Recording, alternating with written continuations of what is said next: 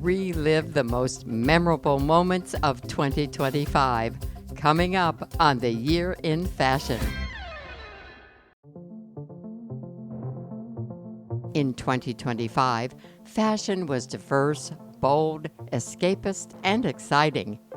In this installment of The Year in Fashion, our annual series produced since 1985, we recap our top moments of the spring and fall 2025 seasons and look back at fashion history to contextualize what's trending this year.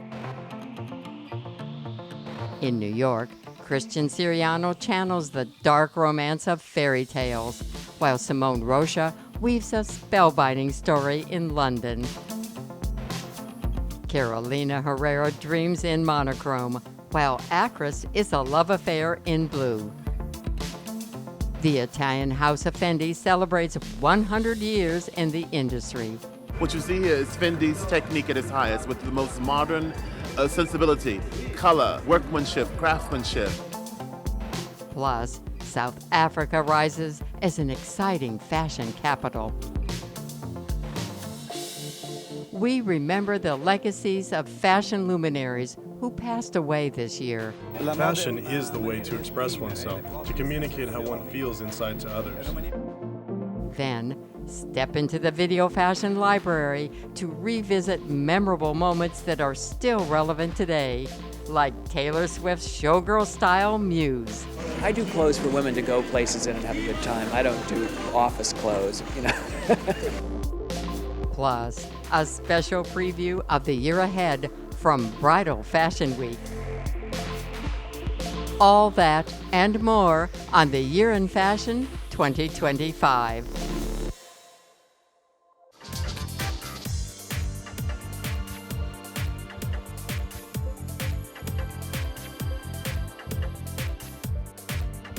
Staged at New York's Pier Hotel, Christian Siriano's Spring 2025 runway show was an evening of fantasy.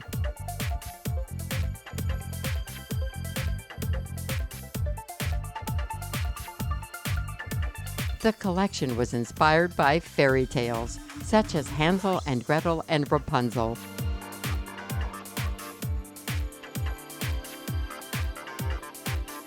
Siriano imbued the collection with a timely sense of escapism and darkly romantic glamour.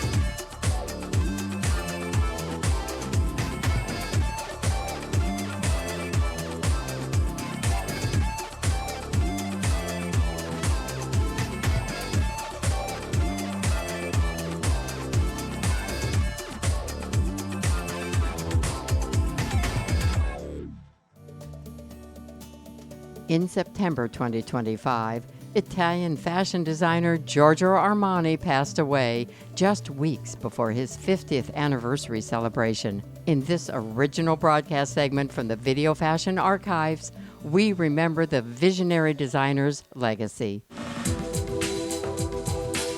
Perhaps no other designer has influenced the way we dress as Italian designer Giorgio Armani. Over 2 decades ago, when fashion was dictated by trend-setting extravagance, Armani's radically simplistic approach to getting dressed defined early ready-to-wear.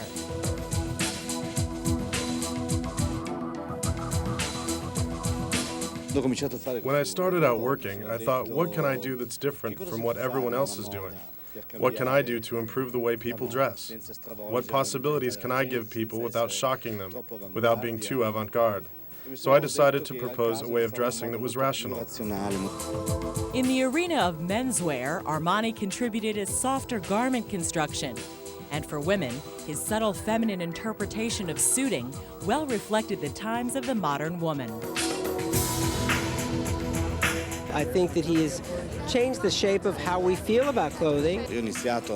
I started my career in fashion with menswear, and this certainly influenced my choices later in my career. It happened often that these women around me would try on these men's samples, almost as a joke, and they'd simultaneously ask me, why don't you make these for women? Veniva spontaneo la domanda, perché non le fai anche da donna queste cose? He's allowed women to find both femininity and confidence in a business suit. This year, the Guggenheim Museum celebrated a quarter-century of Armani design with a retrospective show. The look back underscored the designer's vision of eliminating the superfluous and stressing the harmony of the most essential details of design, material, and cut. His work, however, has not been devoid of extravagant moments, and his celebrity following attests to that. For me, he's the only one. I dress Armani more than 20 years. His clothes celebrate the female and the male form in every shape and dimension. There's something about it that's incredibly unique and recognizable without ever being pedestrian. Putting on an Armani dress or suit gives you a sense of self-confidence that is really unparalleled. You walk in and you feel like you can handle anything the room has to offer you. Armani's collections continue to echo his sentiment for uncomplicated day dressing and subtle embellishment for night. Fashion is the way to express oneself, to communicate how one feels inside to others. One must never try to confuse or camouflage what's inside.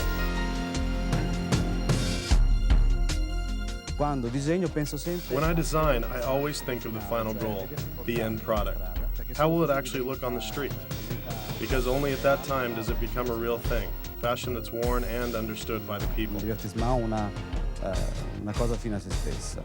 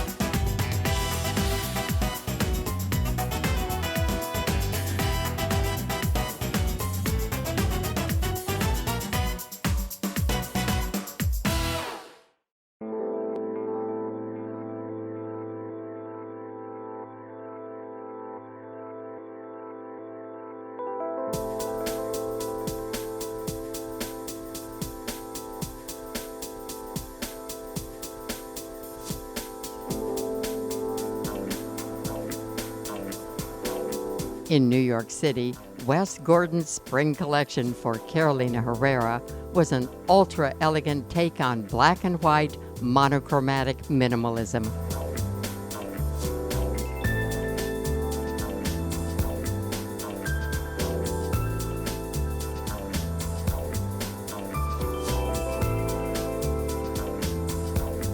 Florals were a through line for the collection, offered in printed 3D and oversized treatments.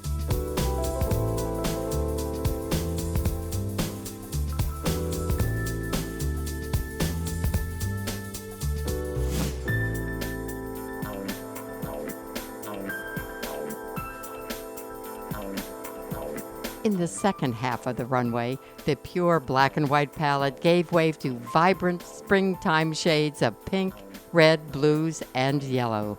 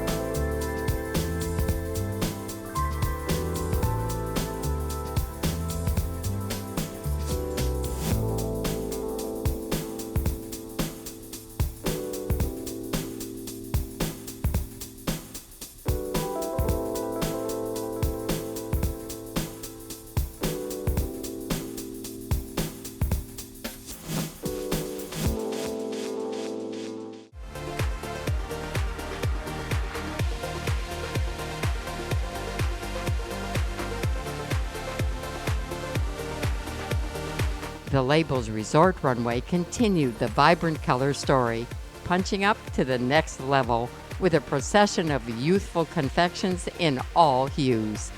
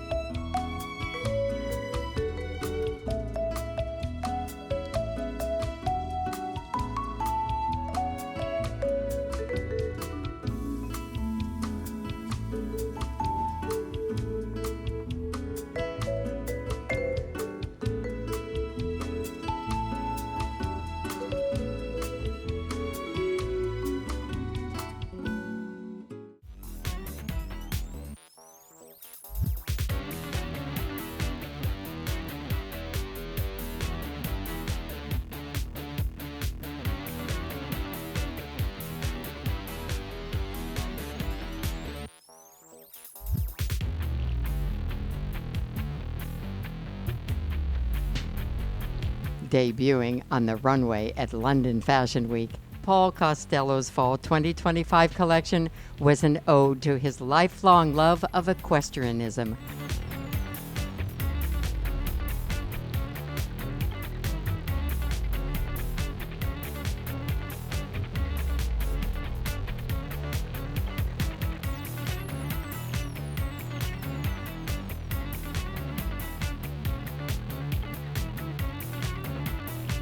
The collection reflected the strength and energy of horse riding, with direct references such as saddlebags and photographic prints. Luxurious fabrics from Ireland and Scotland were shaped with Paul's signature volume and sculptural silhouettes.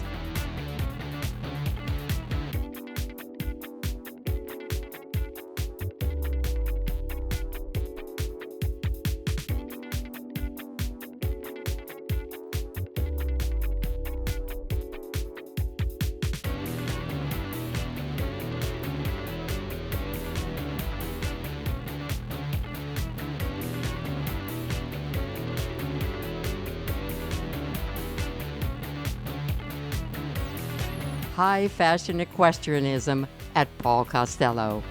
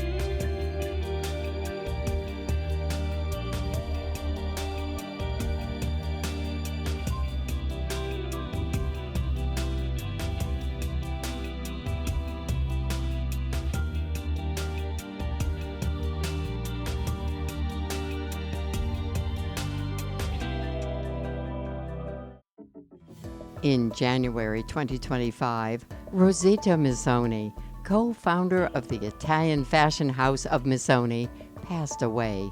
We remember the designer's legacy in this original broadcast segment from the Videofashion archives. Today, the Missoni label represents a multi-million-dollar industry. Advanced technology and research help to create unique patterns and superb colorations that are the Missoni signature.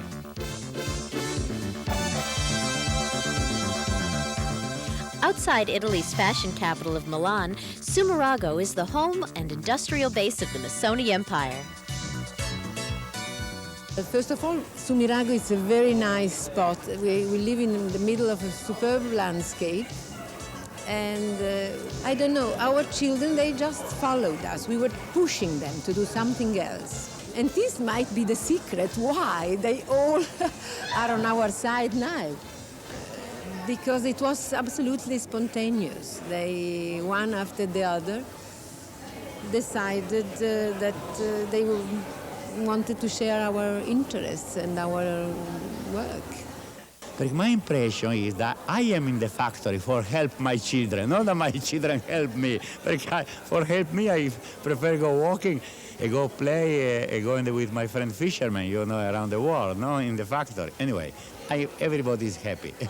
We are a family, and I mean, it's a quite big company, our company. I mean, we do everything here, from the yarns to the distribution, to the designing. So there was space enough for everybody.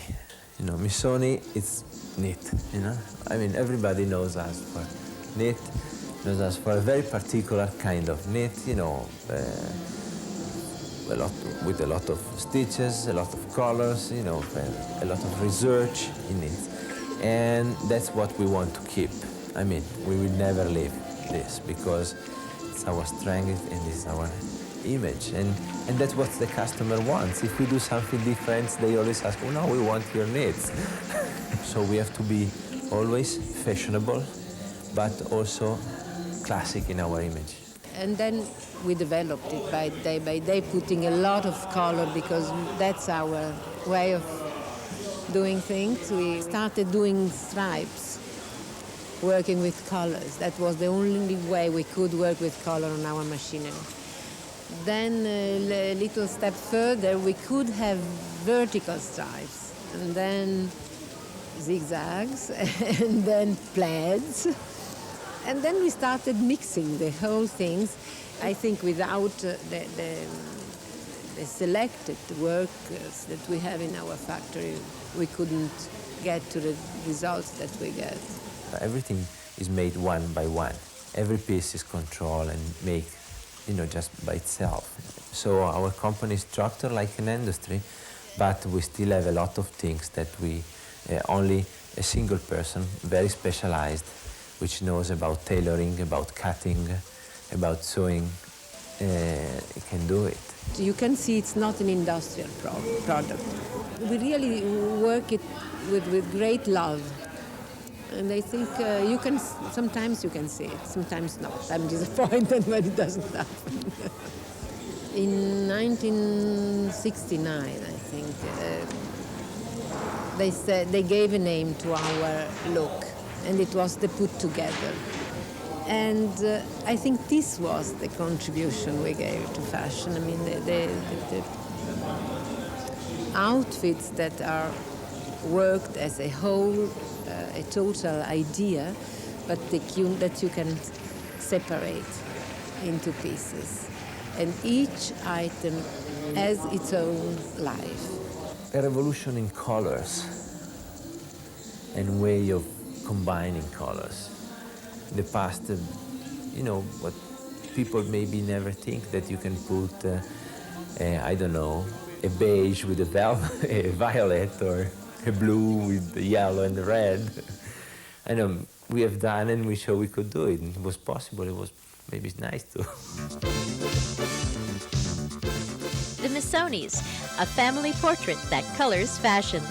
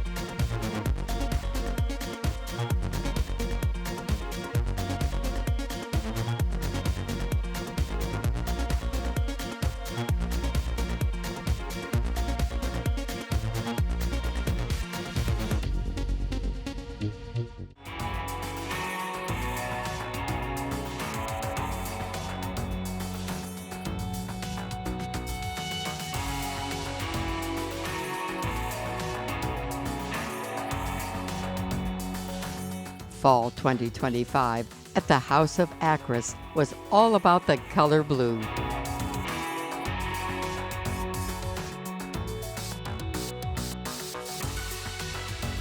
The collection captured the essence of blue hour, the moment when day slips into night, a fleeting moment of transition.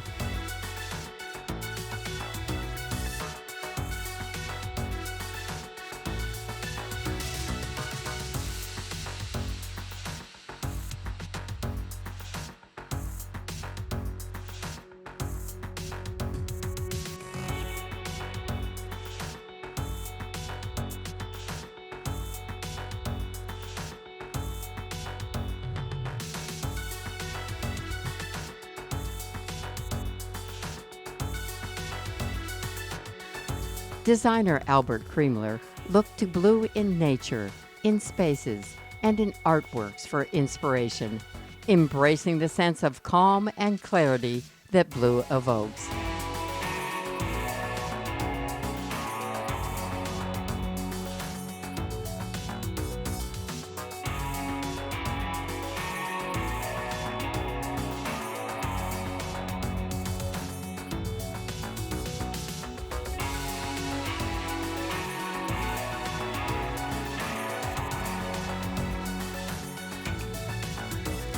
a love affair in blue at Akris.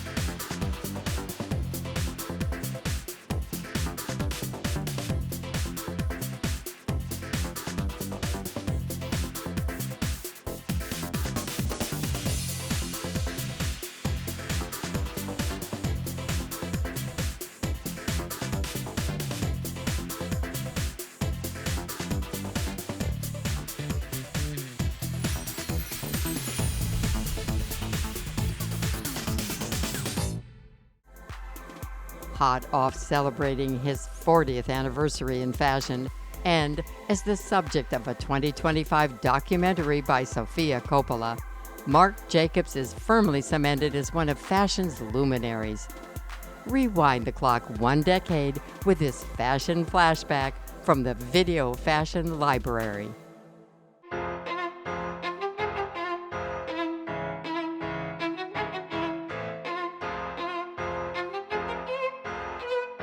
First of all, when I walked in, the set, I'm not sure a lot of people got this, totally inspired by Jeremiah Goodman, who's a mid-century, still alive today, illustrator who did so many of the House Beautiful covers when people would illustrate. He's a phenomenal illustrator. This was a stellar collection. The energy in the room was phenomenal. I loved the silhouette. I loved the long pleated leather studded and bejeweled skirts. I loved the long coats. I loved the furs. There was so much to love here. There's incredible layers that he put together with a really strong focus on fabric innovation and coming up with things that are unlike anything I've seen in any store for years.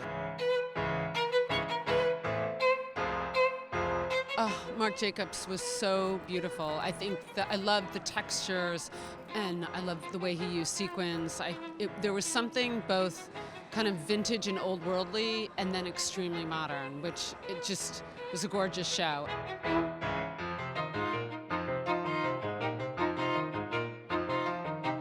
This was a beautiful Marc Jacobs show.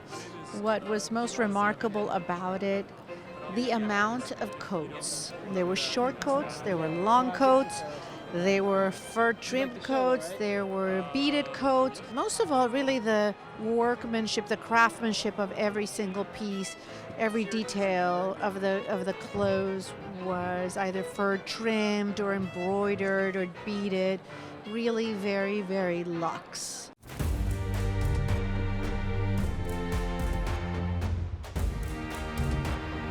I thought it was amazing.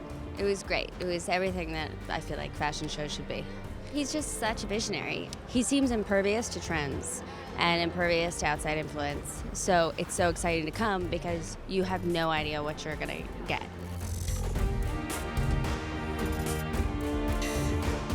I think Marc is certainly not a follower. He's an instigator. And, you know, anything that he does it with attitude, but also with meaning. I'm wearing a very, very fitted dress.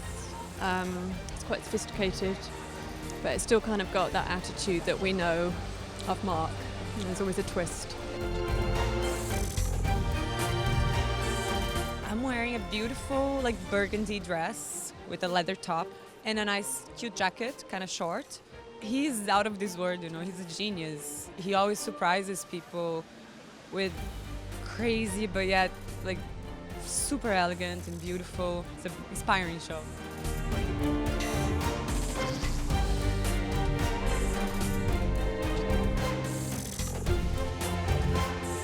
For me, it's one of the strongest collections I've ever seen him do. And it's such a great way to close New York Fashion Week. This was a tour de force, stellar collection.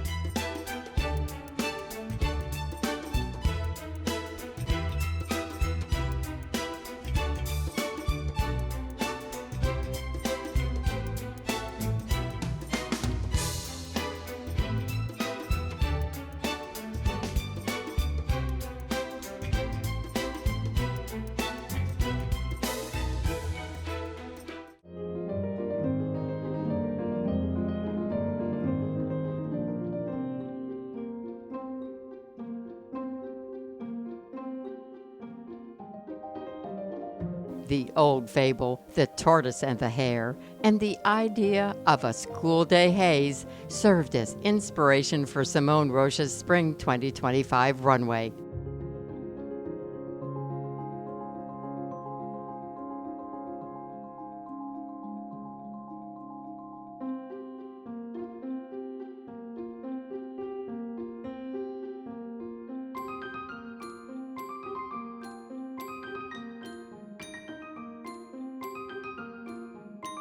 Locks and keys were an important element throughout the co-ed show.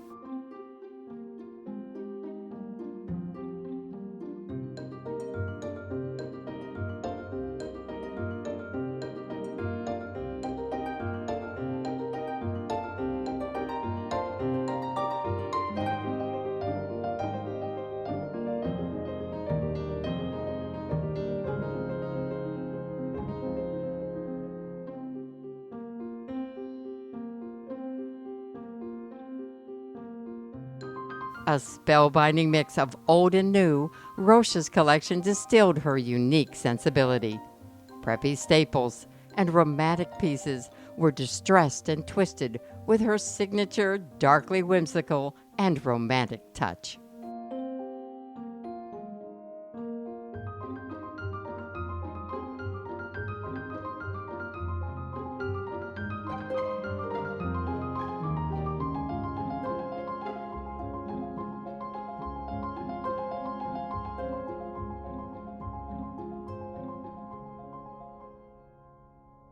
In 2025, the House of Fendi celebrated 100 years in fashion. What started as Adele Fendi's Roman fur and leather boutique in 1925 has blossomed into an international powerhouse and has remained a family affair.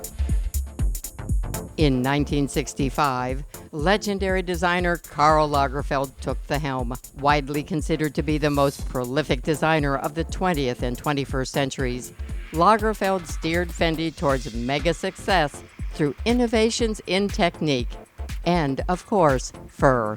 Fur has to be treated like an extreme refined material, but not as just fur. He does furs for Fendi. They happen to be the best furs in the world. He has all kinds of innovative approaches to it. It isn't just your mother's mink coat. It's really very exciting. What you see here is Fendi's technique at its highest with the most modern sensibility, color, workmanship, craftsmanship. It's just Karl Lagerfeld is his best. He's always experimenting new approach, new trends, new fashion, new proportions. He never accepts what has been done one season. He wants to do something completely different. Adele's granddaughter, Silvia Venturini, joined the company in 1992, seconding Lagerfeld in artistic direction. This third-generation Fendi was responsible for the boom in accessories, including the creation of the iconic baguette bag. I think it's really the time that accessories are becoming a real part of our wardrobe and they are treated as clothing. With his artistic touch and casual approach to luxury, Karl Lagerfeld helped Fendi maintain its status for over 5 decades, until his unexpected passing in 2019. In October 2020, Kim Jones, the designer for Dior Men and former menswear designer at Louis Vuitton, was named artistic director. Silvia Venturini Fendi was the only family member still working at the house until stepping down in 2025. Maria Grazia Chiuri, formerly of Dior and Valentino, was named creative director of the house to carry forward the brand's legacy.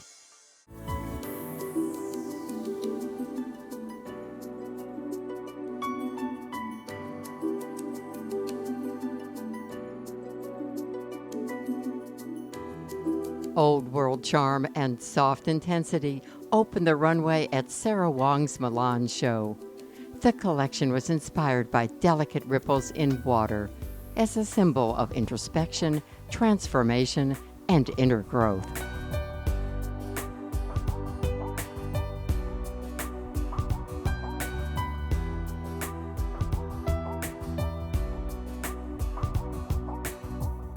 Influenced by Chinese philosophy and Eastern aesthetics, the designer crafted a collection around ethereal shapes and fabrics, translucent effects, intricate embroidery, and precise tailoring.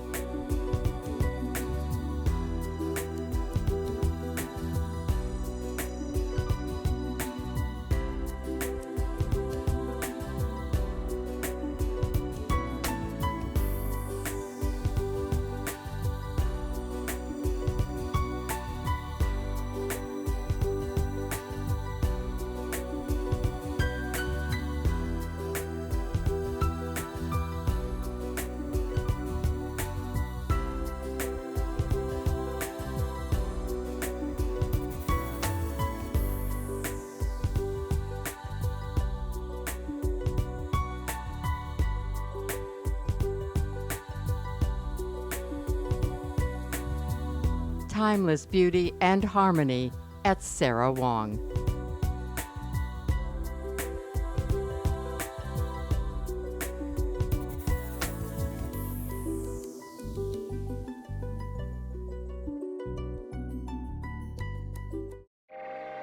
South Africa has emerged as an exciting fashion capital. Grab a front row seat at some of our favorite runways from South African Fashion Week's Fall 2025 season.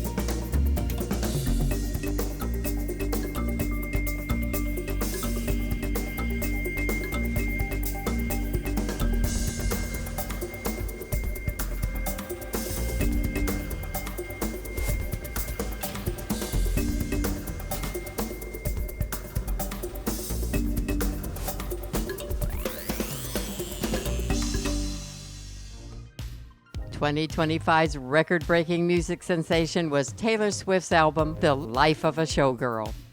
The musician looked to the king of showgirl glam, Bob Mackie, for sartorial inspiration. Look back at the designer's work with our original coverage of Mackie's Viva Las Vegas runway. When you're a fashion designer, every collection is a gamble. Will Lady Luck grant good fortune? Or will you lose your shirt? Some seasons, it's as tricky as a roll of the dice. This season, fashion's glam man Bob Mackie hit the jackpot.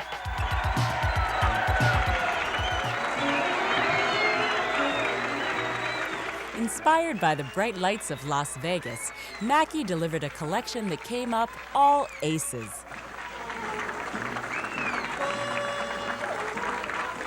Last fall, I did a collection that was like almost normal. I mean, it didn't really have a big, hard, driving theme. And somebody said, gee, you know, it's so normal. It's not nearly as exciting. And I went, what do you want me to do, Las Vegas?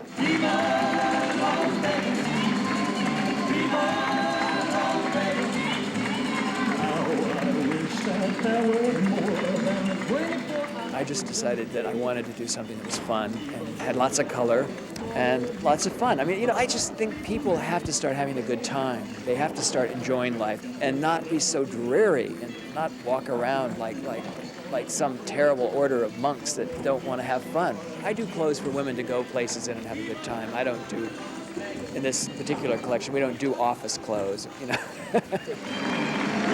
Las Vegas, New York, neon flashing, and the world is crashing. All those hopes down the drain. Las Vegas turning day, the nighttime turning night, the daytime if you see it once, you'll never be the same again.